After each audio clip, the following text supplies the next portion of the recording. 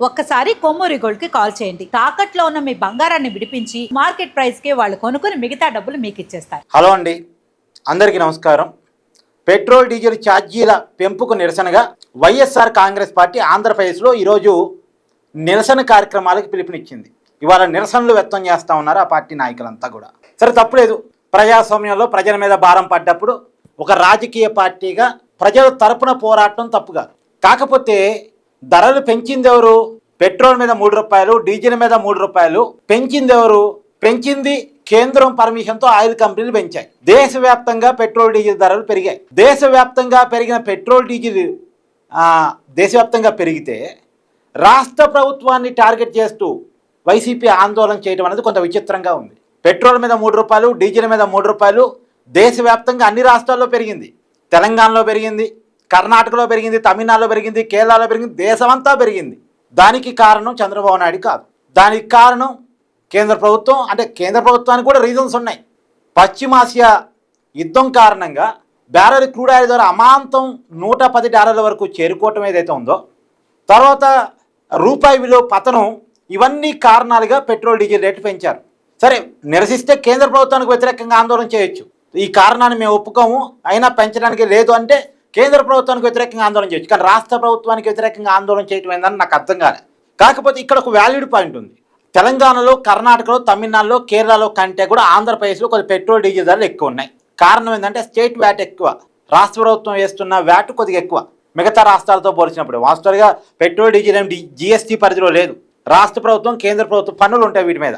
కాబట్టి రాష్ట్ర ప్రభుత్వాలు ఆంధ్రప్రదేశ్లో వేస్తున్న పన్ను ఎక్కువ కాబట్టి కొద్దిగా బయట రాష్ట్రాలతో పోల్చినప్పుడు ఆంధ్రప్రదేశ్లో ఎక్కువే ఉంది పెట్రోల్ డీజిల్ ధర.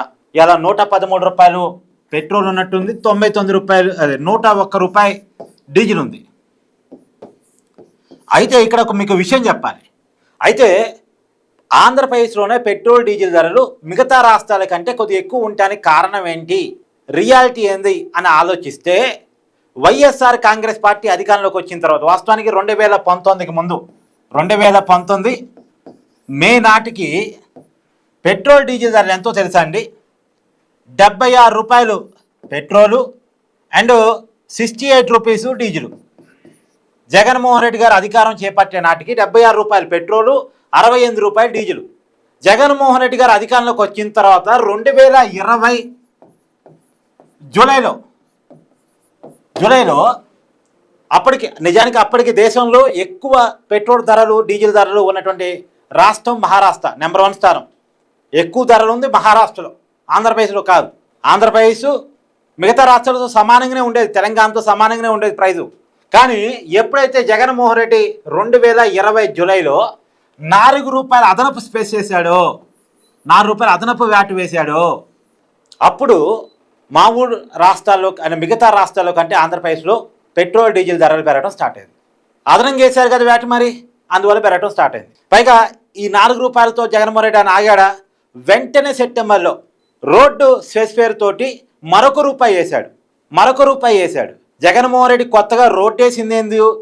అసలు రోడ్డు వేయటం పక్కన పెట్టండి, ఉన్న రోడ్డు మీద గుంటలన్నా పూడ్చాడా లేదా మీ అందరికీ తెలుసు.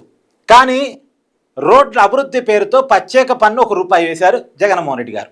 అప్పుడు అమాంతం మిగతా రాష్ట్రాలతో పోల్చినప్పుడు ఆంధ్రప్రదేశ్ పెట్రోల్ డీజిల్ ధరలు పెరిగాయి. పైగా మీకు ఒక విషయం చెప్పాలి. కరోనా సమయంలో కేంద్రంతో సహా చాలా రాష్ట్రాలు పెట్రోల్ డీజిల్ ధరను తగ్గించడం కోసం తమ వ్యాట్ను వదులుకున్నప్పటికీ ఆంధ్రప్రదేశ్ ప్రభుత్వం వదులుకోలే. ఎందుకంటే అప్పుడు కరోనా టైంలో ఎవరు ఏ పని చేయడానికి లేకుండా పోయింది, ప్రజల ఆదాయాలు పడిపోయినాయి. అప్పుడు రాష్ట్ర ప్రభుత్వాలు తమ పన్నులు తగ్గించుకొని పెట్రోల్ డీజిల్ ధరను తగ్గించడానికి ప్రయత్నం చేస్తే ఆ ప్రయత్నం ఆంధ్రప్రదేశ్లో మాత్రం జరగలే, చాలా రాష్ట్రాల్లో జరిగింది దేశంలో. అది జగన్మోహన్ రెడ్డి గారి ఘనత. మొత్తం జగన్మోహన్ రెడ్డి గారి పరిపాలనలో 41 రూపాయలు పెట్రోల్ రేటు పెరిగితే 31 రూపాయలు డీజిల్ ధర పెరిగింది. మరి ఈ 41 రూపాయలు పెట్రోల్ ధర పెరిగినప్పుడు, 31 రూపాయలు డీజిల్ ధర పెరిగినప్పుడు ఏనాడన్నా వైఎస్ఆర్ కాంగ్రెస్ పార్టీ కార్యకర్తలు, నాయకులు రోడ్డు మీదకి వచ్చి ఏందయ్యా జగన్మోహన్ రెడ్డి గారు మన పరిపాలనలో ఇట్లా ధరలు పెరిగితే ఎట్టా, సామాన్యుడు ఇబ్బంది పడతాడు కదా అని మాట్లాడారా? 2019 నుంచి 2024 మధ్య 41 రూపాయలు పెట్రోల్ ధర పెరిగింది, 31 రూపాయలు డీజిల్ ధర పెరిగింది. చంద్రబాబు నాయుడు గారి ప్రభుత్వం 2024లో బాధ్యతలు చేపట్టిన తర్వాత, అంటే గెలిచిన తర్వాత ప్రమాణ స్వీకారం ముఖ్యమంత్రిగా చంద్రబాబు నాయుడు గారు చేసిన తర్వాత ఇప్పటి వరకు ఈ 2 సంవత్సరాల్లో పెట్రోల్ డీజిల్ ధరలు పెరగలే, ఇప్పుడే పెరిగాయి. అది కూడా కేంద్రం వల్ల. కేంద్రానికి కూడా రీజన్ ఏంటి?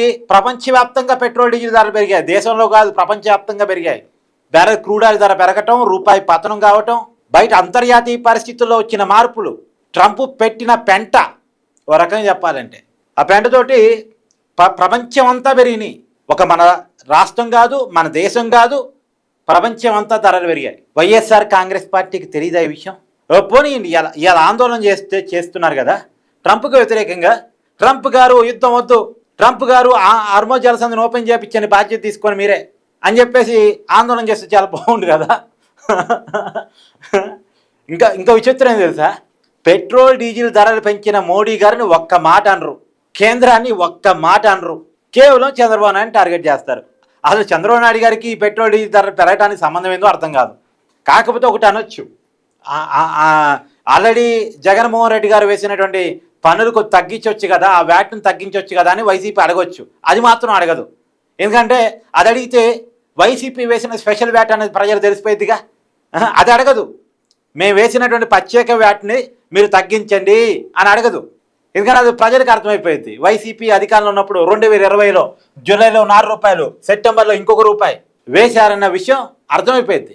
జగన్మోహన్ రెడ్డి గారి పరిపాలనలో పెట్రోల్ మీద 41 రూపాయలు, డీజిల్ మీద 31 రూపాయలు పెరిగాయి అన్న విషయం అర్థమైపోయింది.